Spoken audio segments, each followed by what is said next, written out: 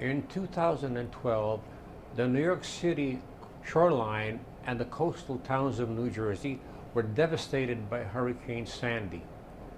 It was fortunate tidal and wind patterns which allowed Boston and Cambridge to escape damage by the severe storm. Alarmed citizens, environmentalists, and public officials in these cities became mobilized for renewed actions to address the risks of climate change. On this tidal chart of the city of Boston, we can see the yellow areas which would become flooded in the event of a 2-foot rise in sea levels, and the blue areas which would become submerged in the event of a 4-foot rise. We know that carbon emissions, based on established science, are the cause of climate change.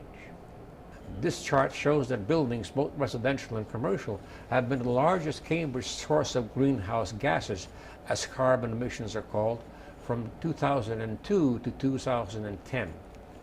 The absence of a national climate change policy has led municipalities and regions to take the lead with carbon reduction initiatives. In 2012 and in years earlier, Cambridge has in many ways been exemplary in grassroots as well as official actions taken.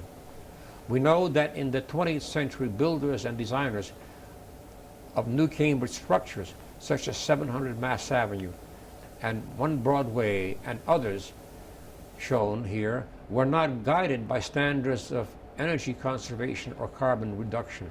It was only after the turn of the millennium that these concerns came to have an influence on new construction.